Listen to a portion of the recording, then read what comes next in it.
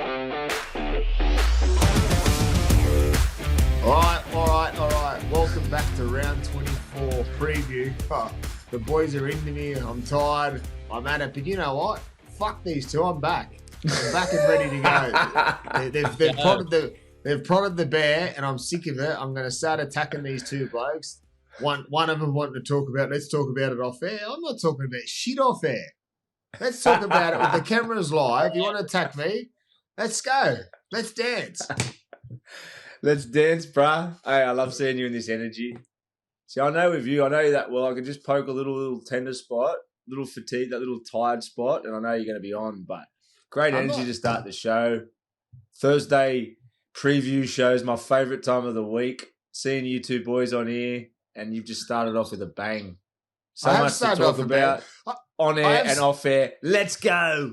I have started off with a bang. We were talking about it before. This week I got offered to fight the Wolfman Williams, and you've just blatantly come out and said, because Gabe said that he spoke to Jimmy Maloney this week, why don't you fight Jimmy on the podcast Royale, you cat? All right, I'll throw it out here now. If Toddy fights Wolfman, I'm not fighting Wolfman. It's in 7 weeks. All right. Well, if Jimmy wants to fight, I'm throwing it out there. It's game on, Jimmy. I just need an opponent. So maybe Latsy can fight Toddy and I'll fight Jimmy. Well, Latsy's a little bit... Hey, I've told you the story about me. How would you go against Latsy? He's about 120 kilos, but... Yeah, well, he's built like a spider monkey at the start, so he's about 7 foot taller than me, and he's about 15 kilos heavier than me. What about Toby Rudolph? He's another one. Out of the Journeyman podcast. I'm just throwing out names off the podcast. We're making it a battle of the Chad podcast. Townsend. Good old Chaddy. It'd be a good fight, though, for all the halves to get in the ring. I wouldn't fight you. I already said to you, I don't like fluffing your feathers, but you're a better fighter than me. I've seen you in action. You've been in the ring. I'm a rookie. I might take on my little mate Jimmy. Bit taller than him. I'll just feed him a bit of piss before the game, before the fight. 10 beers in. I've got his measure easy after 10 beers. I'm sober. Bring it on, Jimmy, if you want. If you're listening, let's fight, bruh. Let's get it on. He's actually in Europe. Jimmy's actually in Europe in September. I've been chatting to him, so maybe we can do it over here. We'll see what happens. How's that go down? Like, obviously, we speak about it a little bit on here, but we both don't drink. How do you and Jimmy mix on a European holiday for him when you don't drink and he's off the Richter? Well, the first year Jimmy was here, I was drinking. I actually went to Oktoberfest talking about the boys. We'll talk a little story. I know Gabe might have a few stories for us after this. He hosted a luncheon on the weekend, our little mate Gabe, with all the journeyman crew. I'm not sure who else, Gabe. You can go into detail. But, yeah, just for a story, I went to Oktoberfest with Jimmy and Jimmy's good mates. Obviously, Jeremy Lattimore is one of his best mates. There's a couple of old Parramatta boys that Jimmy played with that were there. And then I had Dylan Napper with me. Crew. Yeah, we had a good team. So there's a couple of mad stories I can't really reveal on here. Just nude sleeping in tents, jumping into other people's tents, late train rides, chasing the devil. No, it was a good trip, but I had a good year with Jimmy that year. We had some big nights, big nights. So we can talk about that on the Black Book episode. Yeah, when's his Black Book episode? Off season? Because I'm excited for that one. Once we get the fluffy stuff of the rugby league season done after the grand final, we're going to sit down and reassess where we're at, and who knows, the Black Book might come after that. Yeah, looking forward to that. Well, I just want you to get your sleep before we get into that. I don't want you tired on that show. At that point, you'll have a baby, so you'll understand. Wish me luck. No luck given. No luck given. I'm going to send all my luck to your beautiful wife Leela, because you'll be about as handy as tits on a ball with a kid. No, I've got better. Going into detail. What have you got better? What have you been doing training? Nah, put nappies on a puppy. No, nappies on a puppy. That would be good practice. Breastfeeding the cat. I've got a week or two to go. I might try and put a nappy on a puppy. See how that works. A bit of practice. Hey, don't go near dogs, you. That'd be a good photo. French puppy with a nappy on it. and breastfeeding a cat. Breastfeeding a cat, my neighbour's French puppy just with a nappy on it. Oh, that's funny. But you know what, Gabe, you got any stories from Jimmy? I'm sure he would have thrown me under the bus. Actually, I got a good story about Jimmy. I'll repeat on this one, which is I don't know if it's dead now and it won't get a laugh. But when I was in Vegas with Jimmy when we after 2013, we had a massive night. Obviously the night before, and then we were going to Vegas the next day, and there was a bus drive that was going for 3 hours. Obviously the drive from LA to Vegas. It was one of those massive nights where you get home at like 8 in the morning and you got to leave at 8:30. So you get half an hour, 20 minutes sleep, hadn't packed the bags, got up, threw everything in the bags, went down, sunny's on, still half cut. And then about an hour in, everyone's asleep on the bus, and something just, a light bulb moment when I went, fuck, I forgot my passport. We're an hour and a half into the drive. Think about all the boys excited to get to Vegas, an hour away. By the time you turn around, it's an extra 3 hours.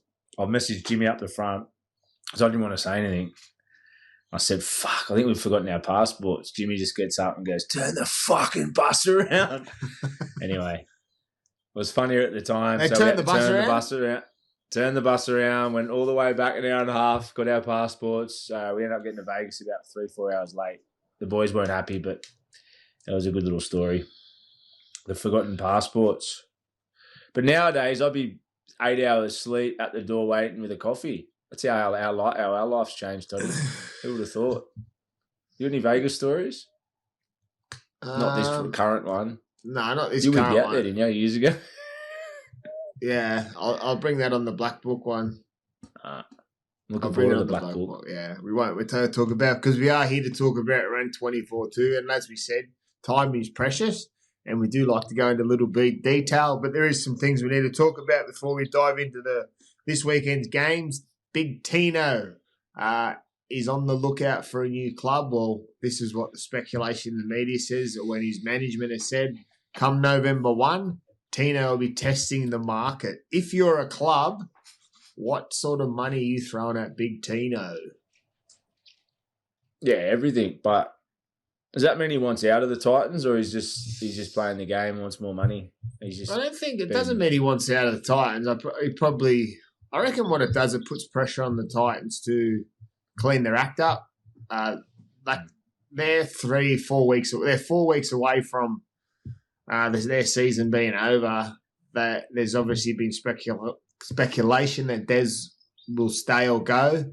There's talk about the management and things like that. So I reckon it's a bit of a pressure on the Titans to hurry up and pull the trigger on what they're doing, because they need to go obviously sign some players. They're losing Kieran at the end of the year. I think they still need to maybe get an experienced 7 with the way they go when Kieran's on. I think when you have a look at it, well, that's the thing. We just spoke about Sandon Smith off contract, or he's interested in looking at clubs. He's been told he can look elsewhere. Is Sandon Smith the answer? Probably not. I think he's probably very similar to a Campbell Brimson, the way he plays. I don't think he's a calming half. Obviously they have lost blokes that can do that role. Obviously Toby Sexton would probably not go back there. Jamal Fogarty signed at Manly. They're blokes I probably would have went at if they had the opportunity to. Toby's gone to Catalans. Fogarty's gone to Manly. But I think Tino, obviously, there's an interest. There's obviously this week there's speculation and interest from, they're saying the Bears, this is a no-brainer. The Dolphins, the Dragons have speculated that they've offered their richest deal in history to Big Tino to lean that young forward pack down there. So who knows? Who knows where it leads? But it's a watch this space thing for sure, because if the Titans to lose someone like Tino come 26, it'll be for 27, isn't it? It's not for next year. Yeah, well, so is Pappendick getting 100%? They're 28, not 20. So 27. 28, yeah, I'm just saying it's 100%, yeah. I heard that. I think there was some bumps in the road, but I think it's pretty likely, yeah.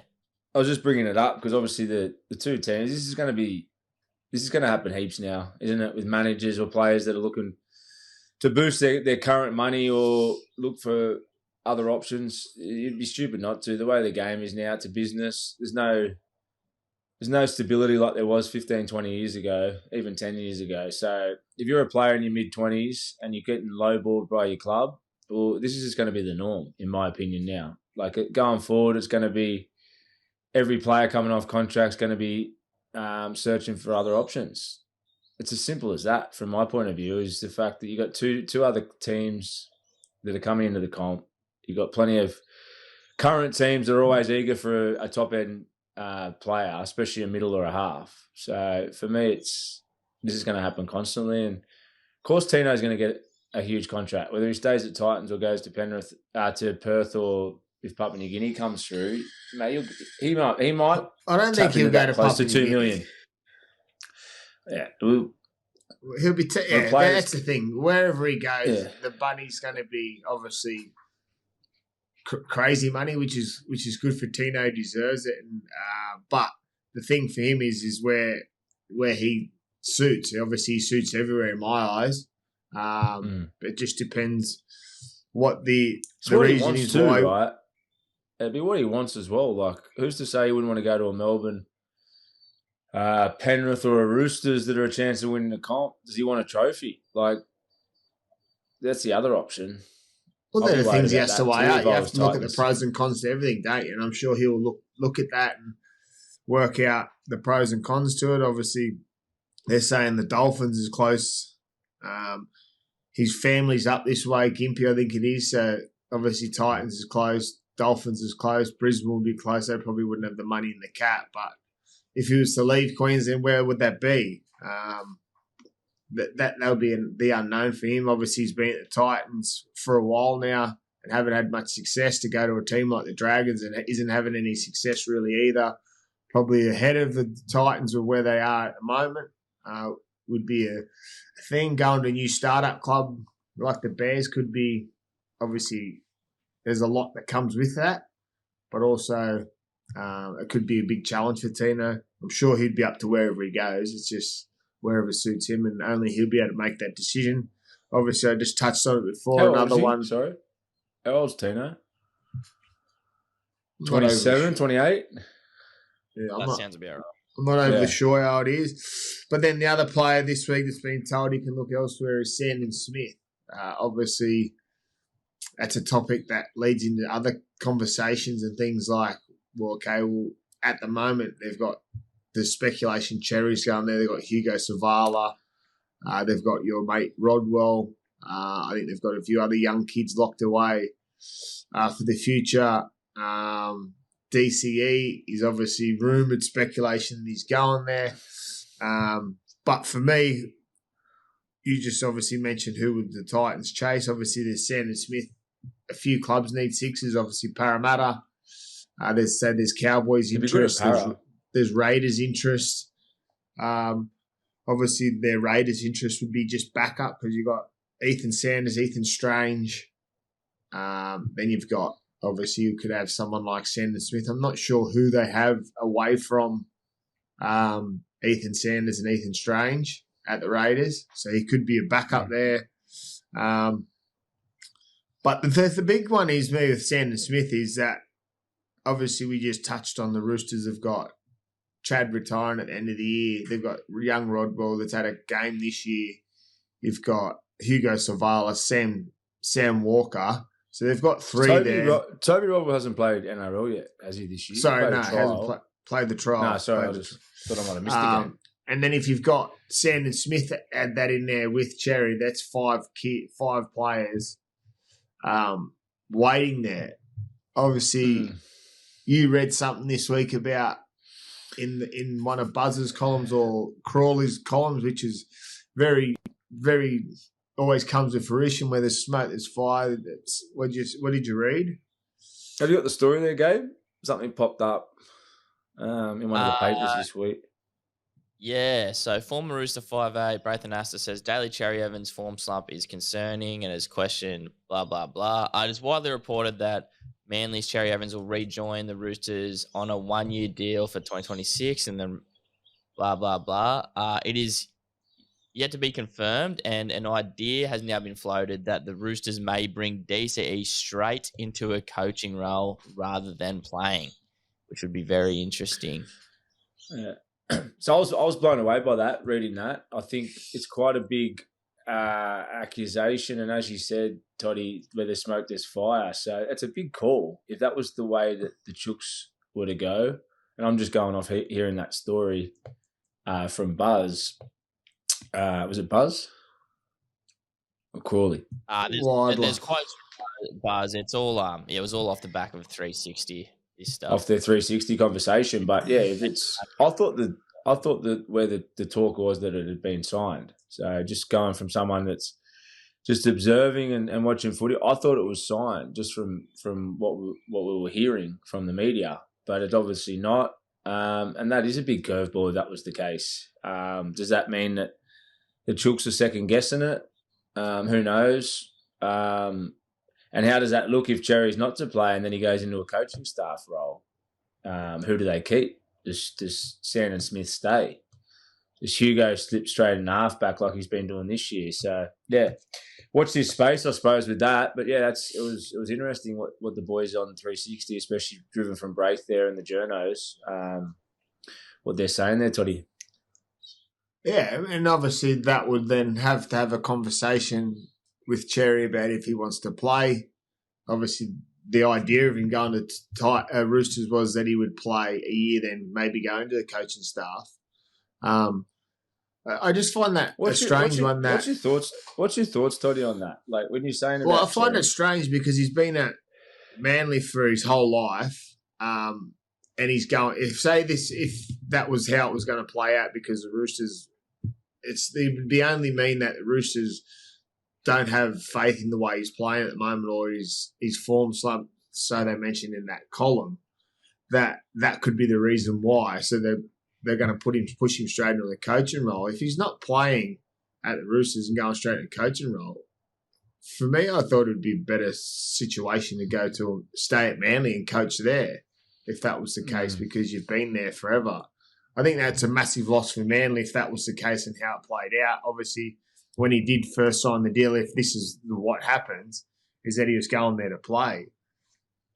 If I was a club then, obviously, as you said, that he hasn't been playing his best form of footy, but if I was a club then and the Roosters weren't interested in having him as a player, putting him in a coach, I would be a club that would ask the question, would you want to come play at our club for a year? That someone that needs a steady half for a year to teach some younger kids, which his plan was to go to the Roosters. But who knows? It's like you said, there's smoke, there's fire. It's probably a topic that we're talking about. It's just going to blow smoke up into the air and nothing come of it. Well, that's our morning rant before round 24 preview. We sounded like Buzz Rothfield and Dave Riccio then having a chat about what's going on in the game, but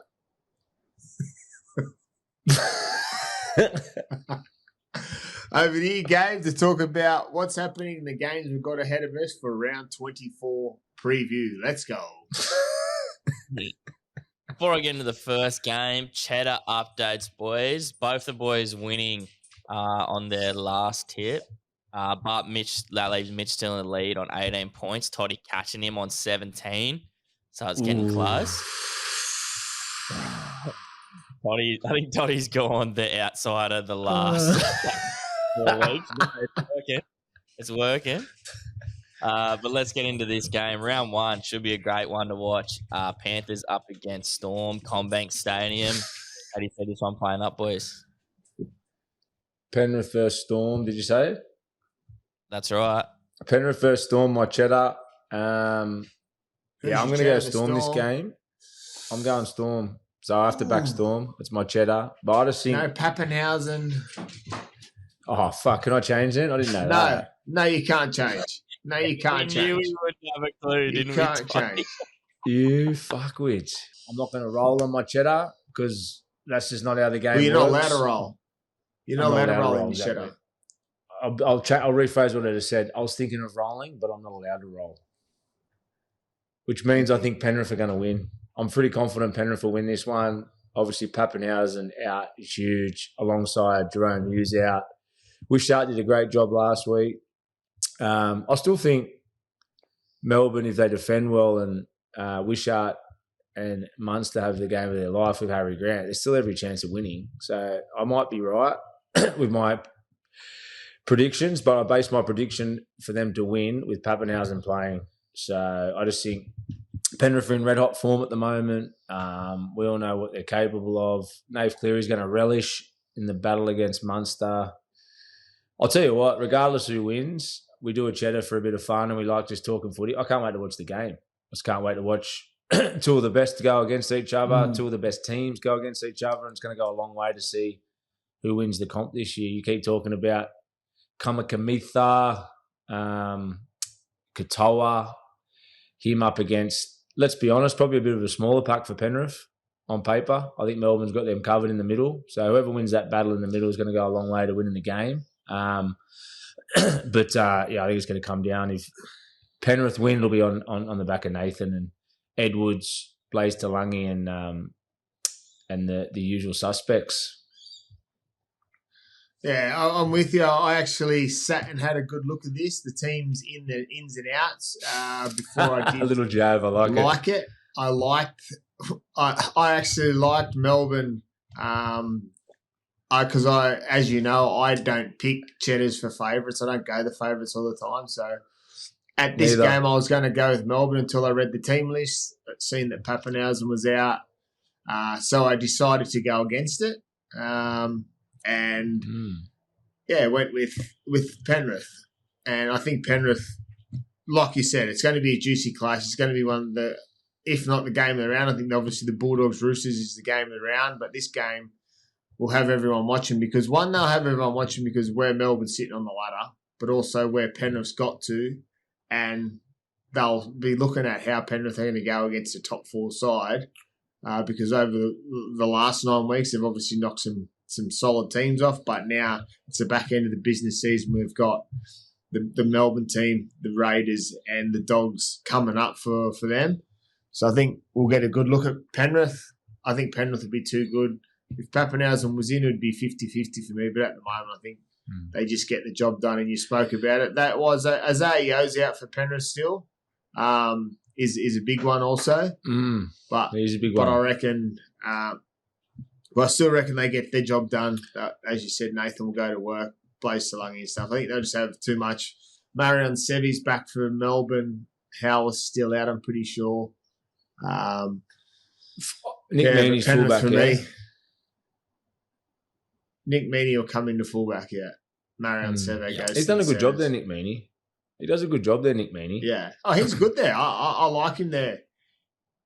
Obviously, he's no Pappenhausen, but he comes up some big plays when he was there the last... Yeah. They were winning games when he was a fullback. So, good goal kicker too, which is it's going to be a tight game. Could be the difference. Just trying to pump my chatter up, you see. Boys, trying to find a little bit of hope in my decision. Can you touch a little bit on Blaze Talangi for me? Because obviously he's finding a bit of form, but I guess what can he throw at the Storm? Because what from a layman, what I say from Blaze Talangi is pretty much his running game. He likes to run a lot, throws a lot of dummies, but where does he, I guess, mix it up for the Storm? Yeah, I think Blaze's 4-on-4s, those short sides are his greatest gift. I think it took him a fair while. We spoke about the slow development or his slow influence on the group at Penrith, and I think it was because he's a bit more of a live wire than a Jerome. Jerome plays ad-lib at certain times, but he's a bit more of a steady kicking game, a little bit more of a thinker than a Blaze, I think, where it sort of took Blaze probably a little while to sort of work out how he fits into the side around Nathan, where he should overcall the ball, getting the confidence to back himself when he sees something out of a system that's won 4 comps. That's quite a hard task, and we know that when you're coming in. It's hard when you're coming in as a young guy regardless, but when you've come into a team with the best halfback in the world and a team that's won 4 comps with a system, there's a lot of pressure. He would have felt a fair bit of anxiety. So I think where he's found his game and what we see him in now is his 4-on-4s. He's got great hands out the back of block shape as well. He's got great sleight of hand, and he's a good support player. You see him plenty of times popping off his back rowers if there's half an opportunity, or supporting his centre or wingers if they're making half breaks. So that's how I see him. And I think his game is a challenge against any team. Doesn't matter what defence. I think the thing with someone like him as well, the bigger the game, the more dangerous he might be. You've seen that in a few games as their forms got better. He's got himself a couple of tries. He started to find himself 3 or 4 try assists in certain games that I've watched. So because there's so much of a reliance and the eyes and the visions around Nathan and Yowie, it's almost a nice little opportunity for Blaze to start to dominate in these big games, because he's going to get plenty of opportunities where he gets numbers because they're so worried about the other boys. First game of Friday night, the Warriors versus the Dragons at Go Media Stadium. Dragons on a little bit of a hot streak at the moment. How do you see this one going, boys? Yeah, I like the Dragons in this one. I think the Warriors, obviously, they've lost to Murray Martin again. Tanner Boyd will come back in the 7. Tough challenge for the Dragons team going over to New Zealand. But if there's ever a chance, obviously there's got to be a mathematical chance still for the Dragons. But I think it's for them. They don't have that added pressure of probably being in the 8. They've knocked off, obviously, the Raiders, the Sharks on the weekend. They're playing some really good football. Gutho's been, obviously, the orchestrator of that. King Tongia, Flano. But I like the way their forwards are playing. They're having a crack. Obviously, DeBellin in the middle. They can score points. I think it'll be a scoreathon in the points. There'll be lots of points scored. But I think the Dragons get the job done over in New Zealand against the Warriors.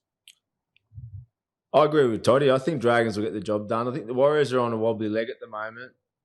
I didn't like what I saw in them last week. It's sort of been brewing for a few weeks. It was only sort of 3-4 weeks ago. We were talking up Tanner Boyd. He had the debut game in the halves when the injury happened and he had a blinder. Since then, and not saying it's just on him, but since then they've looked a bit unorganised. They've lost their confidence, and that's what happens. As we spoke about on Monday's show, you lose your confidence when you lose your leaders, and that's what's happened to them, unfortunately. And yeah, for me, they're on wobbly legs. And the Dragons last week, if Gutho can inspire his team with that energy again this week, which he did last week, and get them competing on every play, as we've said all year, they can attack on both edges really good. You know, their shapes in good ball are pretty good. We spoke about on several occasions on 6 and 7s about their sleight of hand on especially on that left edge. So they get some opportunities against the wounded Warriors. I think they can get a good win, like Toddy said. Are they a mathematical chance, you reckon? With the wheels falling off on a few teams. In a few teams in the bottom of the 8, 22, I think they're on. 22. Are there a chance, Gabe? I'm just trying to see if I can find anything now. Who's the famous ice skater that everyone fell over and then he won? Bradbury. Yeah. They'll have to Well, that's what's happening. Teams are falling off. Well, they need a couple more to fall over until they make the finals, I think. Yeah, it is possible.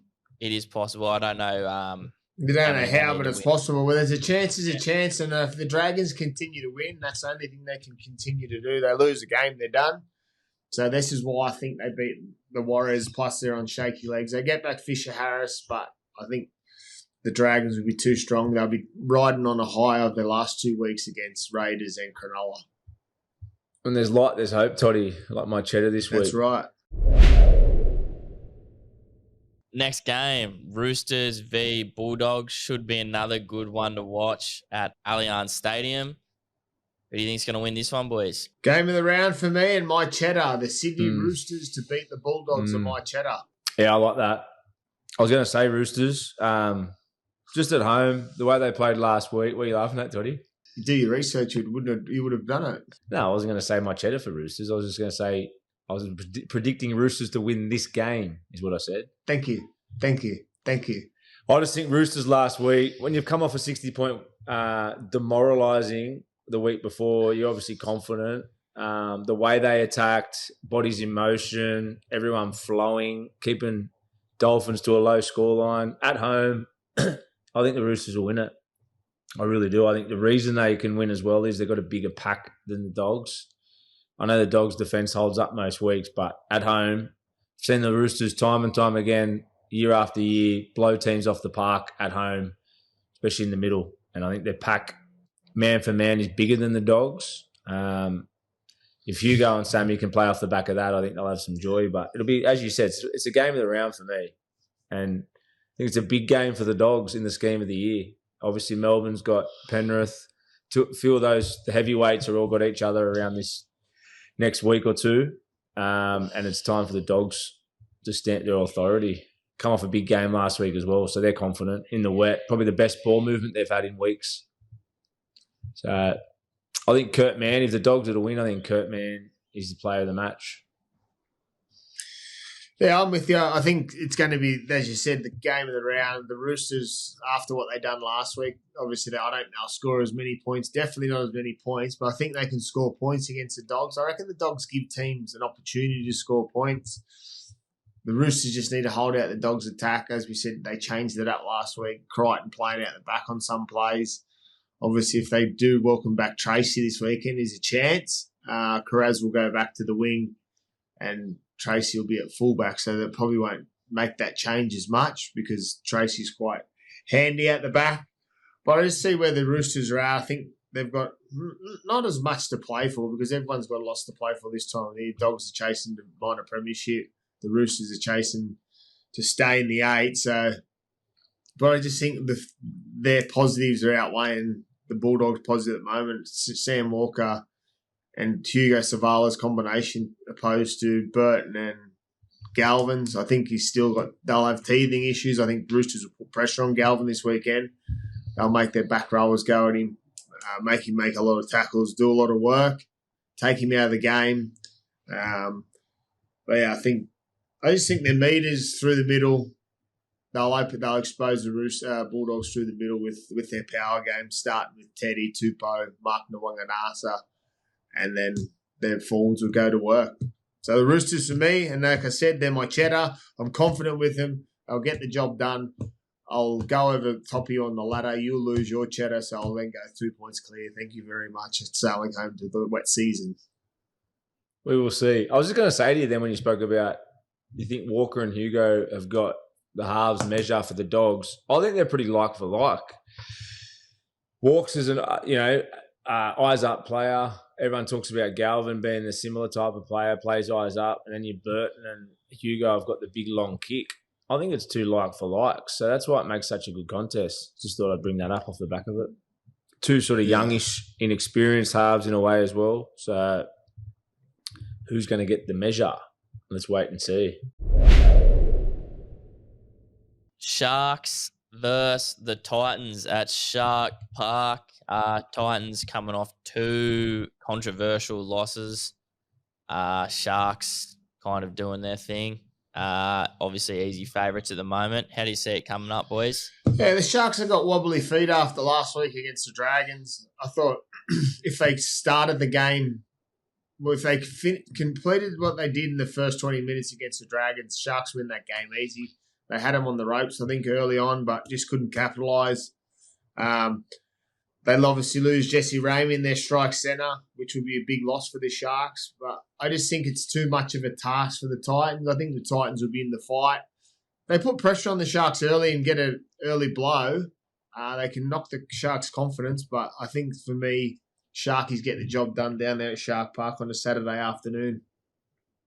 Yeah, I see it different if it was... I'm going Sharks. I'd see it different if it was in Gold Coast. I think Titans up there, for whatever reason, like most teams, you play better at home. But I think Sharks at home, it's getting to that point where they have to start to, put wins together and consistent 80-minute performances. They still haven't found that all year. Against the Titans, I think they got the pack and the players to put a good scoreline on the Titans, especially away from home.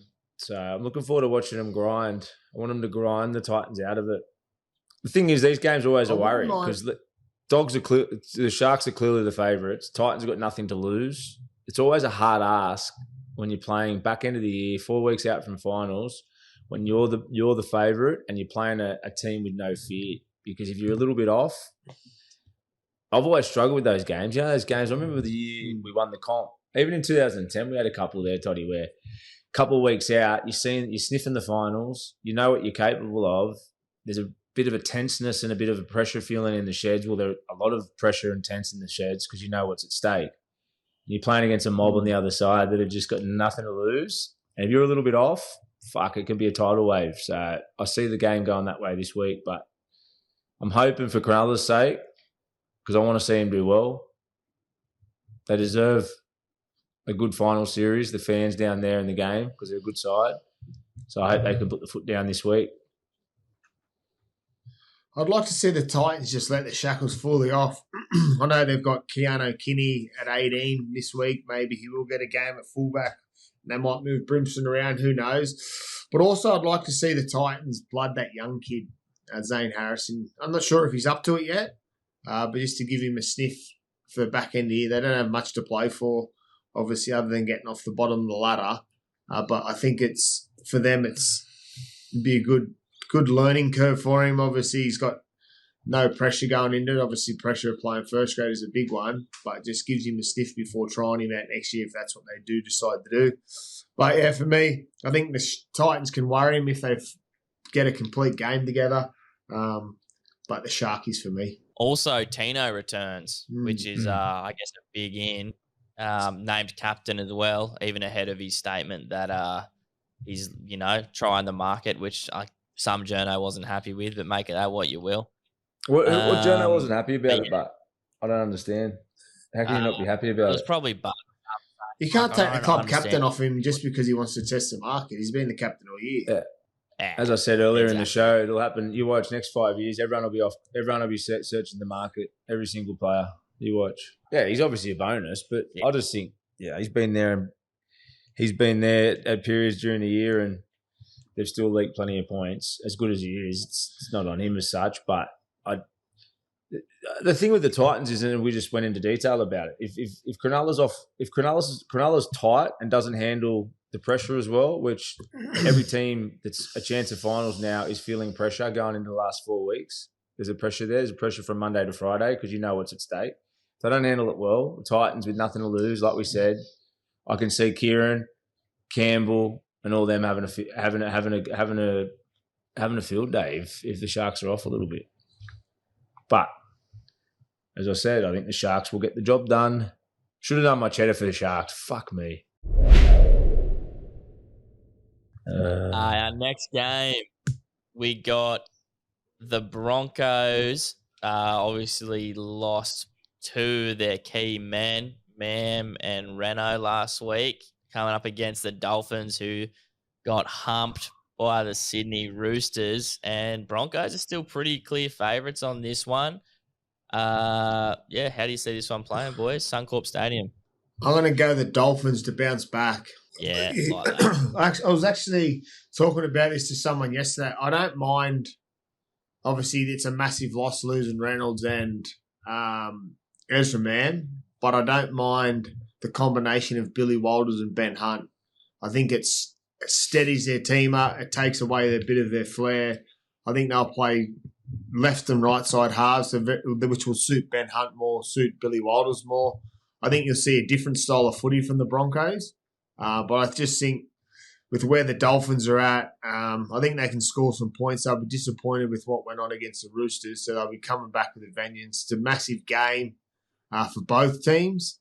But I think the change of halves will obviously hurt the Broncos, but we'll also see a difference. And I think it will still be okay for the Broncos. I don't think it's a massive issue as everyone thinks, them losing both their halves, because they've got pretty handy players filling their position. Ben Hunt's played over 250 games at 7, and then Billy Walters has handled this number 6 jumper before and has been really good for the Broncos this year. But in saying that, I think the Dolphins get the win. I think they just can score too many points. I think Qatar will have a night. The Hammer up here in Brisbane will have the fins up, ready to go. I have to disagree. I think Dolphins are going to win, but I think they're in a bad spot with Renault and Ezra Man out. I really do. I think it's going to hurt them. I think it would have hurt their confidence going into their early sessions at the start of the week. I totally agree. Ben Hunt's a champion. He's going into I think it's his 350th game. So how tough he's played and everything like that. Most of those games at 9 in rep footy. You guys are freaks. So shout out to Benny Hunt for the career you've had. But yeah, obviously Ben Hunt is a great player. But I just think with him and Billy Walters there, you can't compare that combination to a Reynolds and an Ezra. No, you can't compare it, but I think players like Reece Walsh will step up. He'll take a little bit more of the onus and kick, maybe in his attack even. I think they'll play a bit of football off the back of Carrigan and Haas again. They'll use their 9 coming out. I think they'll be okay. Obviously, they're not going to be the same as Ezra. And, yeah, I am too. I'm looking forward to seeing how they play, actually, because I think they need, you want to see them do well. Genuinely, you want to see the Broncos do well. Bit of a kick in the guts for them, but yeah, I'm hearing what you're saying, but I'm keen to see how it flows. I feel like that group would have taken it hard losing them too, and I'm keen to see how they bounce back. 100%. All right, the actual game of the round, the South Sydney Rabbitohs coming up against Parramatta Eels. Playing at Allianz. My Rabbitohs getting a win, which was nice. And obviously the Eels snuck away with the victory last week too. What do you think, boys? Para's going to pump them, I think, mate. Well, this is a battle of...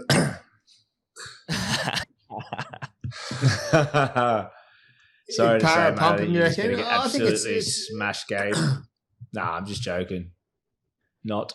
I think it's a battle of the star power. You got, obviously, Latrell Mitchell up against Mitchell Moses, but they're the two key influences of both teams. We see what happens when Latrell comes back. He always musters a win and the confidence that grows in the whole playing group. And then on the flip side, you got Moses, the same thing. When he's back in the team, they're a completely different outfit. They got the job done last week on shaky legs against the Cowboys. It could have went either way there at the back end, but I just think with the ins and outs of the South team over the last few weeks, the inconsistency to where Parramatta is building, getting better week in, week out, I think Parra will be too good for him. And it'll be just on the back of Mitchell Moses' kicking game. And I think he'll kick the Bunnies to death.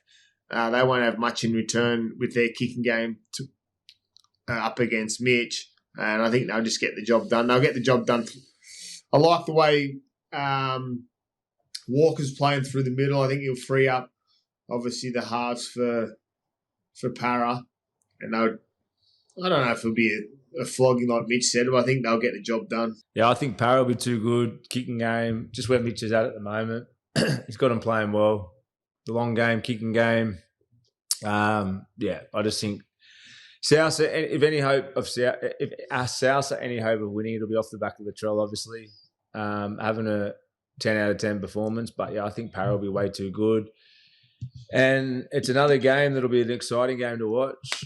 Both players, they're both, the Mitch Moses, Latrell lineup for me is one to watch. And yeah, I'll tell you what, that spray from Mitch Moses on the weekend got plenty of airtime. They love a storyline. The media in the NRL, what's your thoughts on that? Glorified? Relevant? It's all a part of it. It's glorified. It's relevant. He obviously demands success and he wants the ball. Like, you could obviously, it happens a lot in games, probably not as centered as it shows them ones on the weekend, but it shows what it means to him. He will get a reaction from De Silva. De Silva will know what he needs to do next time. But there's no malice in it. They would have a laugh about it in the shed straight after the game, and it goes on. No one sits there and goes, "Oh, fuck you, laugh at me on the weekend. I'm not going to talk to you this week." Like, the blow-ups I've had, I don't think me and you have had many blow-ups. Me and Wade, I used to have a few. Me and Jeff Robson had a few. Simon Wolf used to laugh at me, even if he'd throw the ball around my ankles sometimes and I'd drop it and it'd be my fault. It's almost healthy. It means you like the guy more or you're closer to him if they actually spray you. You know what I mean? If you've been playing with blokes for years and they fucking hammer you, it means you're Well, you're we closer, spoke in my to opinion. Mitchell Moses about De Silva when he was we'd done the potty with him, and he was a big fan of him. The reason why he wanted to get him to Para, and then ended up getting him there. So they've obviously got a relationship, and it would be water off a duck's back for both of them. Yeah. Did you lip read? Do you know what do you reckon he said? Give me the fucking ball. Yeah. Probably pretty accurate, to be honest. And then, I think that's what he said. It was actually something like that. And then poor Lewis Dodd, man. Wayne Bennett's come out again. Obviously, he's not in the squad, but quote was, it might not even be his form. It might be his ability. I don't know what Dodd did to Wayne, but he doesn't mind giving him a public spray. He's a great little player, Lewis Dodd. He's had a great career in Super League when he was at St. Helens, and he's hasn't worked out for him this year, but hopefully things do in the future for him. And it's bigger things than him at South at the moment. I know you're a South fan, but South at the moment have got plenty of issues going on besides just their halves. And I think the thing with South, the biggest worry for them is where it's capitulated defensively, and you got the Wayne Bennett effect. Wayne Bennett doesn't coach teams that don't defend well. Like it's actually probably for another day, but I can't remember a team Wayne Bennett's been involved with that's been so poor defensively and then found themselves so low on the ladder. If you can remember off the top of your head, all the teams he's ever been in, even if they haven't had the best year, they've always competed well. West Tigers coming up against Manly at Allianz Stadium. Manly, pretty heavy favourites here. What do you think, boys? I think Manly will bounce back. I'm going Manly. I think Manly will bounce back. They always play well at home. I think Cherry will be up for a big one. The way he played last week, he didn't have his best game, Ches, last week, and I think the Tigers is a team that Manly can sort of have some joy against. In saying that, the Tigers are in some decent form. Dewey, Jerome, if those guys can bring their best game, well, they're every chance. It's just one of them ones, I think. I'm sort of on the fence a bit with it, but I think Cherry will bounce back. I think Cherry, when I say it's not a one-man team, but I think the way they played last week, I don't think their head was fully in the game last week when it mattered, late in the game, and I think they'll turn up at home. It's one of those things at the moment in the competition, like if someone's sitting there listening and hear me say, West Tigers, it goes, this bloke off his head. But it's like, well, this is how unpredictable the competition is and where teams are at. Like, one team's sitting there, another team's sitting there, and it's sort of up and down all the different scores. But anything can happen on their day. And I think where the Tigers are at, they're not going to play finals footy this year, but they've got enough in their team to go and pull a Manly team's pants down that are low on confidence, aren't playing well, and obviously trying to muster a win. But I think the Tigers, when you've got a team with Benji as a coach, he'll be saying, go out, play with the shackles off. Let's get some really good footy under our belts. Build for something what we've been building for. Let's go out and show them what we can do. And then, as you just said, you mentioned the names Buller, Coruscant, Luai, Dewey. I reckon they'll have a good day, and I don't think they'll just put too much. It's not what they have to play for, it's what they don't have to play for, that they can go out and enjoy their footy on a Sunday afternoon and play with their mates. And I reckon that's what you get on the weekend. A bit like the Titans. I think they'll just have... A bit like the Titans-Cronulla game, isn't it? In a way, like you said, one team's a chance of making the eight. I think the Tigers have got more flair.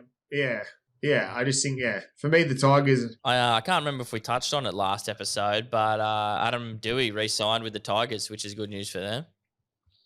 Yeah, it was a must, wasn't it? We spoke about it's massive, how important he had to sign. They had to keep him. He's their best player in the league, in my opinion. Lock. Yeah, okay. Yeah, I reckon he's their best player in the league. Like, when he's at his best, he's had injuries. He's missed a lot of footy, but when he plays... I can remember so many games watching Dewey over the last few years where he's killed it. Countless games where he's got doubles or he's got tries or he's had his hand in heaps of opportunities. I've got a massive rap on him. Local junior too. We spoke about that before. Tigers don't keep many of them, so great signing. You think he's a better player than Luai, or at least at the minute? Luai's obviously... Well, obviously, Luai's come with 4 premierships. A player that comes with four premierships or 3 premierships, the stature that he's got in the game from what he's done previously at Penrith to come to the Tigers on big money, captain, all the pressure on him. I think what he's doing on the field and off the field are complete opposites. I think off the field, he's obviously brought eyes to the club. He's given a bit of a name. He's obviously brought a big personality come to the club. And everyone's saying, oh, well, he's not actually doing it on the field. Well, he's getting a group of players that have been below par the years before up for an occasion. He's not doing what he was doing at Penrith because it's a complete different system, but he's still doing his role. And then if you asking the question, is Dewey doing a better job than him on the field? Probably, because he's coming up with the big plays. He's scoring points. He's setting up tries. He's been the difference in different moments where Luai's doing everything else around the ground that's okay. He's just probably not doing the big flashy plays or the plays that are getting highlighted by the media, by us, where Dewey is. I think they complement each other too. Like, they're not both... We're not talking about 2 halfbacks, are we? And who should be in first grade and who shouldn't. Like I said, that out of the highest of compliments to Dewey, that I think he's the most... When he's at his best and he plays a lot of footy, he's one of the most influential players to the Tigers. Like, so is Jerome. So yeah. If you ask me who's the best, probably both of them. It's not like they're both fighting for the same position. But I think if Dewey can put some consistent footy... Well, I think Dewey looks like a leader there too. He looks like he brings a lot of influence to that group. They always play well off him. He adds some spark, confidence to him. I don't know. I like watching him play. Yeah, do you think Luai, because Luai was signed as a halfback, right? And he's been moved back to 6 now. Dewey is playing halfback, which I agree is the better call. But I guess inside the mind of a player, if you can put yourself in Jerome's shoes, would there be any resentment? Would he be wanting to play a halfback, or do you think it kind of comes down to what's best for the team? Dewey wouldn't want to play halfback, I don't think. He's not a half. It's just a number. It's just a number on the back of the shirt for me, them two. The way they both play, it's just 2 numbers on the back of the shirts. I don't think there's a 7 or a 6 at the Tigers. Okay. Where at the Broncos, there's a natural 7 and there's a number 6, which is Ezra. You look at the Sharks, it doesn't matter who wears 6 or 7 for me. At the Raiders, there's a natural 7, there's a 6. Jamal's a 7, Strange is a 6. At the Tigers, the same thing. They both do that. There's not one player that does different things or change. If they wear 13 and 12, it doesn't matter. They'll still do the same job. That's good. Yeah. And then last thing on this game is Jake Trbojevic out. Big out for him. Like, I know he's not too sure, but is that a huge loss for the Manly? I'd probably think so. It's a loss for him for sure. He's their leader. He's their bloke that is their glue in the middle of the field. Obviously, he's their go forward. He's their link for that left side raid and their right side raid through the middle. He opens up the field for them. So it's definitely a big loss for him. Yeah, I think it's a big loss. But they got a few issues at the moment, don't they? They need to just can they make what do they got to win to make the finals, Manly? They can't now. Are they fully done? Everything but not a chance.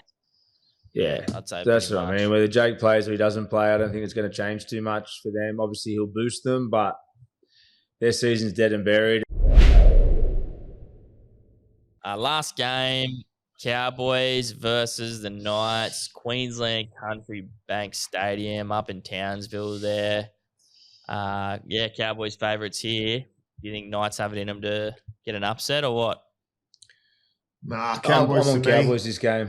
Yeah, Cowboys would be too good, I think. I think Cowboys and Cowboys by plenty. They're struggling. Cowboys by plenty. Just because it's up there at Country Bank Stadium, we speak about it. I think they got the side to actually go out there and put a display on.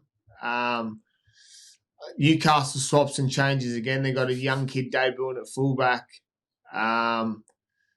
They're swapping, changing the halves again. I think that it's time for the Cowboys to let loose, let them go.